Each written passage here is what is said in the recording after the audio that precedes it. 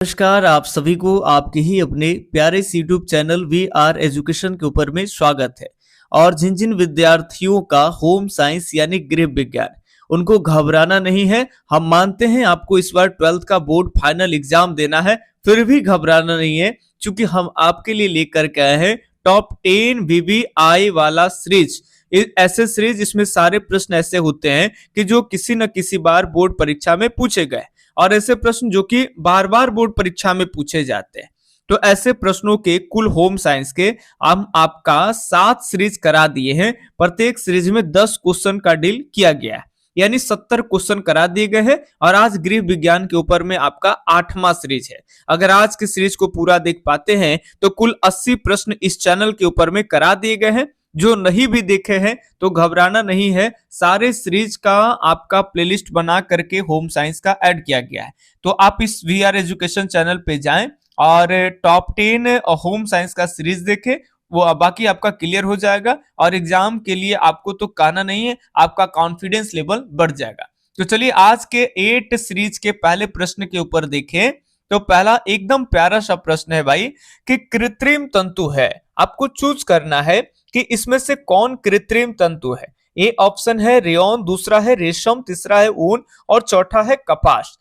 जानकारी के लिए बता दें कि जो बच्चे एकदम नया है, आप एक पेज ले लो और पेज पे एक तरफ ए बी, तीसरा का ये होगा, बी होगा, दूसरा का ये भी होगा, ऐसे 10 को आप बनाइए। और इधर में भी बनाएंगे ऐसे ऐसे करके 10 तक। और एक तरफ आप अपने हिसाब से आंसर लिखेंगे, ईमानदारी से ए होगा, बी होगा, और एक तरफ जो हम सही आंसर करा रहे हैं उसको लिखेंगे। और लास्ट में आपको कमेंट करके बताने हैं कि भाई आपके 10 में कितने सही है, ताकि हम देख पाएंगे कि आपकी तैयारी कैसा है।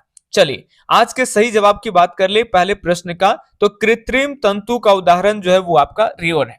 बाकी रेशम, ऊन और कपास ये सब जो तंतु यानी जो रेशे हैं, ये आपके प्राकृतिक तंतु, याद रखेंगे कैसे रेशे हैं, प्राकृतिक है। ठीक है, जो खेती बाड़ी पेड़ पौधे ही सबसे आते हैं, जानवरों से आते हैं, वैसे तंतु को प्राकृतिक तंतु कहते हैं। ठीक है, अब हम सेकंड प्रश्न के ऊपर में देखें तो ये आपका वस्त्र में जो धब्बा है उसके बारे में आपको पढ़ना है। भाई चाय के धब्बे किस वर्ग में आते हैं? चाय वाला जो धब्बा है वो किस कैटेगरीज में आएंगे? वनस्पति धब्बे में, प्राणीज धब्बे में, वर्षायुक्त धब्बे या खनिज युक्त धब्बे? तो फटाफट से एक जवाब आपको चूज कर लेने हैं। सही जवाब की बात कर लेंगे तो चाय के जो धब्बे हैं वो वानस्पति धब्बे में आते हैं। याद रखेंगे कोई भी पेड़ पौधे खाद्य पदार्थ वाली जो चीज है, जो फसल वगैरह से है, तो वो वाणिज्य धब्बे के अंतर्गत ही आएंगे। फल के दाग, कॉफी के दाग, चाय के दाग सब किसमें आएंगे? तो वनस्पति धब्बे में आएंगे। बाकी लोहे वोहे के जो जंग लग के जो होते हैं वो खनिज है, तो खनिज युक्त आएंगे। बिल्कुल हल्का है। सेकंड का ये ऑप्शन एकदम राइट है। बढ़ते हैं हम तीसरे नंबर प्रश्न के ऊपर में। तो ये तीसरा नंबर प्रश्न है भाई, इस बार सेंटअप में इस तरह के प्रश्न भी देखे गए हैं, एकदम आप आराम से कर पाओ। लाल और पीले रंग के सहयोग से कौन सा रंग बनता है? अगर हम लाल रंग को और पीले रंग को, अगर दोनों रंगों के समान मात्रा को अगर मिलाएंगे तो कौन सा रंग बनेगा? आपको बताना। क्या नारंगी बनेगा, या फिर बैंगनी बनेगा, हरा बनेगा, या कथई रंग बनेगा? ध्यान से सुनेंगे। तो जब हम लाल और पीले को मिक्स करेंगे तो क्या बनेगा? तो नारंगी बनेगा। ठीक है, और बैंगनी कब बनेगा? जब लाल के साथ, याद रखेंगे, नीला को मिक्स करेंगे। तो खैर नीला के भी बातें छोड़ दीजिए, अभी जो पूछा उसमें याद रखेंगे लाल पीले मिक्स करेंगे, दो रंगों की अगर बराबर बराबर समान मात्रा को मिलाएंगे तो ये बन जाएगा आपका नारंगी। नारंगी द्वितीयक रंग है, जानकारी के लिए आपको याद रखना होगा। और लाल, पीला, नीला ये तीनों प्राथमिक रंग है। ठीक है, और प्राथमिक रंग के कोई भी दो समान मात्रा में दो रंगों को अगर मिलाएंगे तो जो रंग बन के आएगा वो तृतीयक रंग कहलाएगा। ठीक है, तो यहाँ पे 3 का ए ऑप्शन सही है। अब हम 4 नंबर प्रश्न की बात कर लें। तो 4 नंबर प्रश्न है कि बालवाड़ी कितने वर्ष तक की आयु के बच्चे की आवश्यकताओं को पूरा करता है? बालवाड़ी सिंपली अगर बात कर ले तो आंगनबाड़ी को कहते हैं। ये कितने वर्ष की आयु तक के बच्चे की आवश्यकताओं को पूरा करता है? क्या 3 वर्ष के, या फिर 5 वर्ष के, या 6 वर्ष के, या फिर 9 वर्ष के? अगर आंगनबाड़ी की बात कर लेना तो आंगनबाड़ी बालवाड़ी जो होता है भाई, वो 6 वर्ष के बालकों की आवश्यकता को पूरा करता है। ठीक है, 0 से लेकर के 6 वर्ष तक के बालकों को। ठीक है, ये ध्यान रखेंगे। तो 4 के 6 सी ऑप्शन सही है, 6 साल। आगे बढ़ते हैं। अब 5 नंबर प्रश्न के ऊपर में देखें तो 5 नंबर प्रश्न है, टेटनस से बचने के लिए बच्चों को कौन सा टीका लगाए जाते हैं?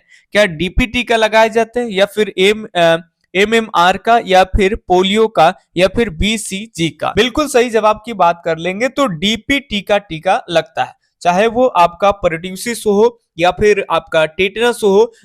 इन रोगों से बचने के लिए कौन सा टीका लगते हैं? तो डीपीटी। मालूम है आपको टेटनस कैसे होता है? कोई जंग लगे लोहे होते हैं और उससे कट जाते हैं, और उससे जो आपका वायरस है वो ब्लड के अंदर में चला जाता है और टेटनस हो जाता है, टिटेनस, जिसमें व्यक्ति धनुष के आकार की तरह हो जाता है। इसको धनुष रोग भी कहते हैं। तो ये 5 के ए ऑप्शन एकदम यहाँ पे क्या है? सही है। अब बढ़ते हैं हम लोग 6 नंबर प्रश्न के ऊपर में। तो कहते हैं इस्त्री करने से वस्त्र के दूर हो जाते हैं। अगर इस्त्री करेंगे मतलब आयरन जो करते हैं ना कपड़े पे, तो उससे क्या दूर होते हैं कपड़े में? सिलवटे, मित्रता, उपचार, या फिर रोग निरोधी क्षमता। तो कपड़े में याद रखेंगे वो जो कपड़े होते हैं उसमें बीच बीच में दाग वाग टाइप का लग जाता है।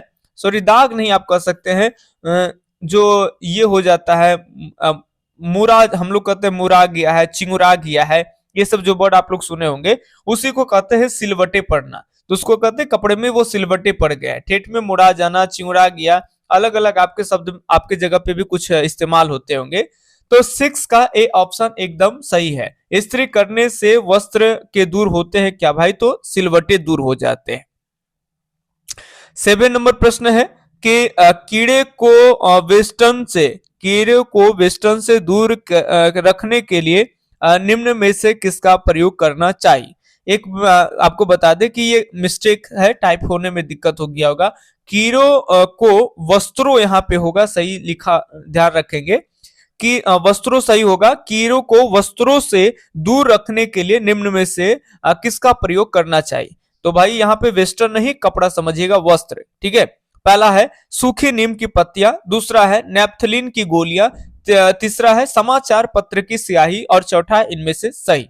तो आप सभी जानते हो। अच्छा, नेप्थलीन की गोलियां नहीं कोई समझते होंगे तो बता दे, आप लोग ठेठ में इसको कारगोली कहते होंगे कि करगोली, गोल गोल होता है व्हाइट व्हाइट कलर का, ठीक है। और वो आपके यहाँ बक्सा पेटी में, अटैची में आपके मम्मी उम्मी सब यूज करते होंगे। तो 7 के यहाँ पे बिल्कुल सही जवाब डी है, ठीक है। आगे बढ़े हम 8 नंबर प्रश्न के ऊपर में। तो 8 नंबर प्रश्न है कि शरीर में कुल वजन का कितना प्रतिशत भाग जल होता है? शरीर में कुल वजन का कितना प्रतिशत भाग जल होता है?